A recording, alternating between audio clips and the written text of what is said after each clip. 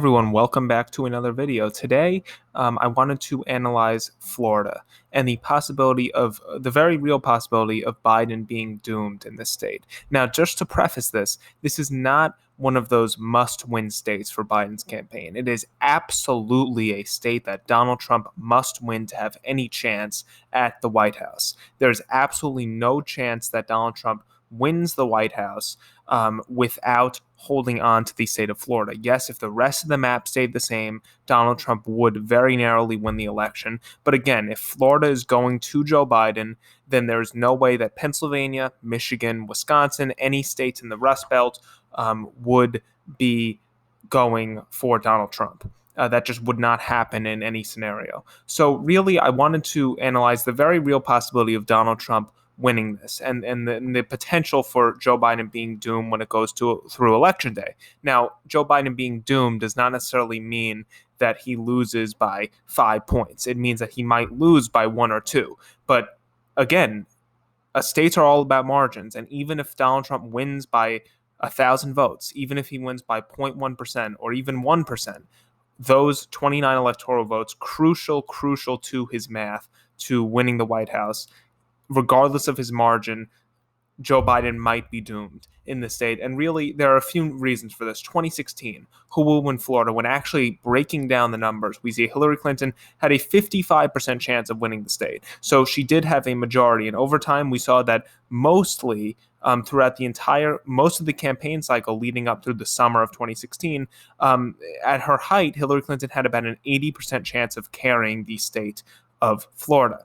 And even as we went through to election day, yes, Donald Trump narrowed the odds, but actually on the election day, Hillary Clinton had a double-digit chance of winning the state of Florida, which is really concerning if you're in the Biden campaign. Because again, polls do not necessarily apply to Donald Trump the same way that it would apply to a conventional Republican or a conventional Democrat.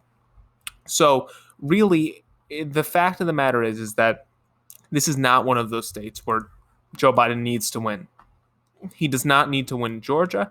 He doesn't need to win North Carolina. I've went through this many times. Ohio, Iowa, Florida, not even Arizona. Yes, it's important, and Joe Biden will likely win here, but he doesn't need any of these swing states. He doesn't need Texas, and the rest of the map, if we were to fill it out, he would still win by just holding on to the 3 most important Rust Belt states, even if he lost Nebraska second and Maine second. So Florida at this point, Joe Biden might lose here. And as we see natural tightening in the polls, there's a CNN article where basically it came out yesterday, and a week ago there was a 9-point advantage for the Democrats in terms of pre-election ballots that were cast, so mail-in voting. However, as of now, the Democrats currently lead by 4 points, which is not a good margin. When we're looking at huge turnout for the Democrats in states like Pennsylvania, which, by the way, I just put out a Pennsylvania prediction video, so please check that out.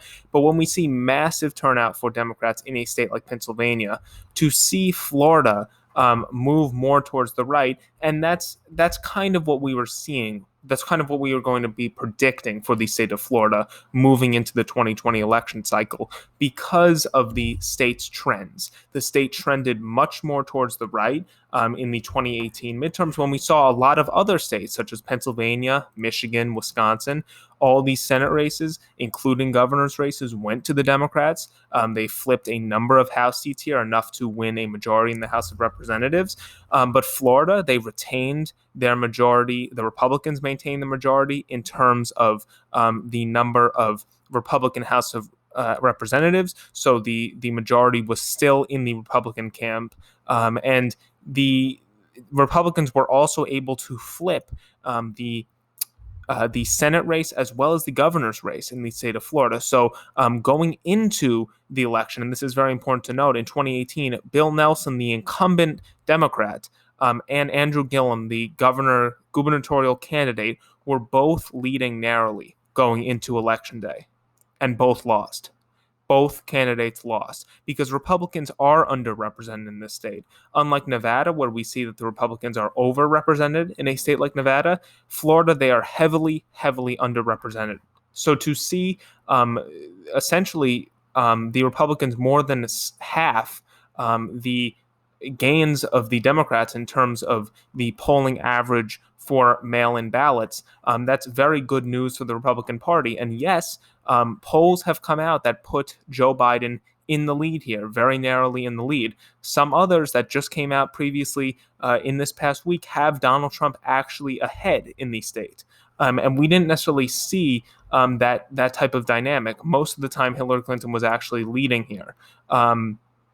So again, um, this is not a must-win state for Joe Biden, but he might be doomed here given the mail-in voting trends not looking as good in a state like Florida. In fact, mail-in voting looks better in states like Georgia, which should not be as competitive as a state as Florida, and North Carolina even looking better than Florida at this point for the Democrats. Again, not one of those states that that Joe Biden needs to win. Donald Trump absolutely needs to carry the state of Florida. The math simply isn't there, and this is good moving into election day for the Trump campaign to see that they have a very real chance at carrying the state of Florida based on mail-in voting trends.